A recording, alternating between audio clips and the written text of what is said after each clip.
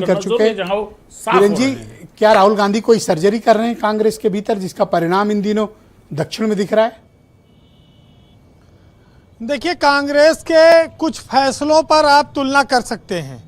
अभी बंगाल का चुनाव हुआ और उसके पहले बिहार का चुनाव हुआ। कांग्रेस दोनों राज्यों में असमंजस की स्थिति में रही। अपने एनडीए गठबंधन के साथी के साथ वो उनके खिलाफ चुनाव में लड़ी, दिल्ली, बिहार और बंगाल। तो एक फैसले पर उसकी समीक्षा हुई कि कांग्रेस ने वहां पर समझदारी दिखाई या नादानी की।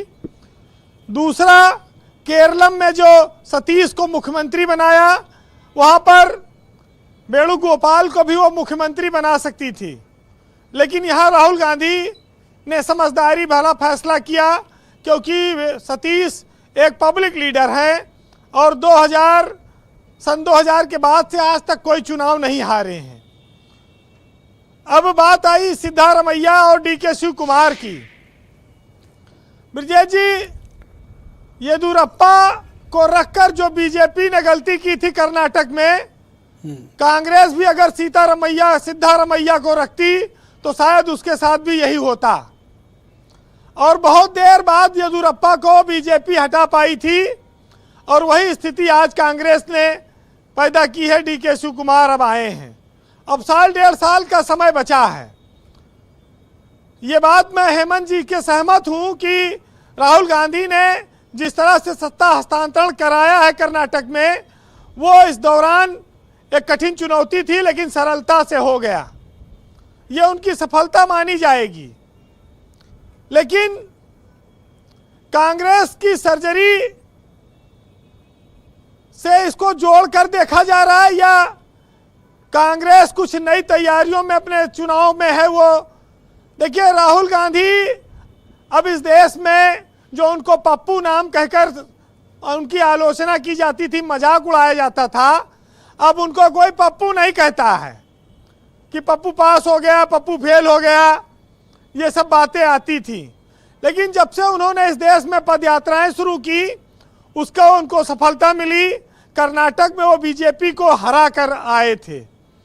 ये पहला ऐसा राज्य है जहां बीजेपी इतनी आसानी से हार मान गई, वरना कांग्रेस कहीं दमदारी से किसी बड़े राज्य में उनको हरा नहीं पाई है।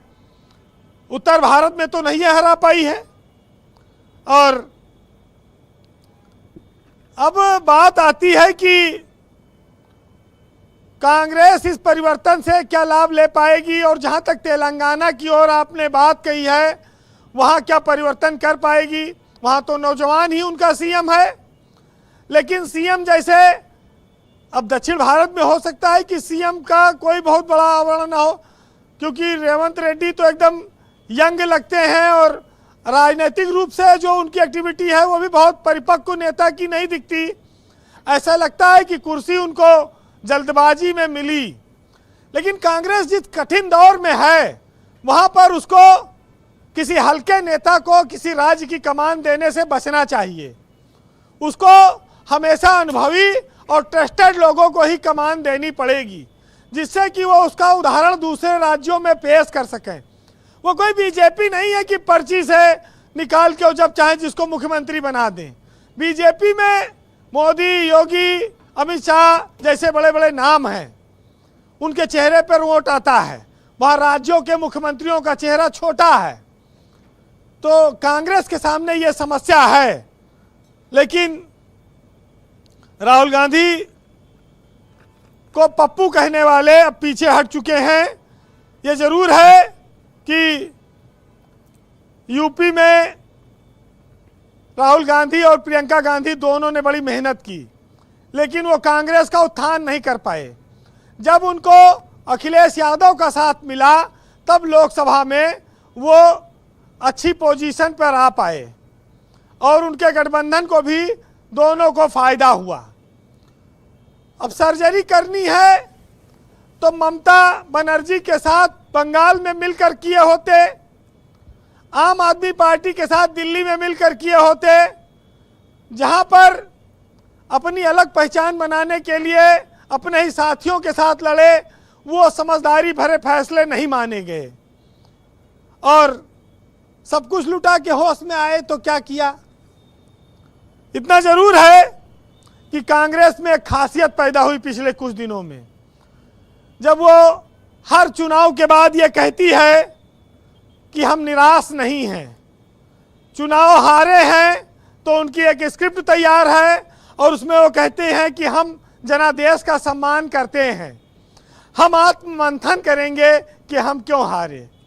उनके पास एक ये रटा रटाया हमेशा से जवाब रहा है। जहां आपकी सरकार है आप परिवर्तन कर लीजिए, लेकिन ये जो समाज में जिस दौर में आप हैं वहां आपको और मजबूती के साथ मुकाबला करना होगा। क्योंकि ब्रजेश जी,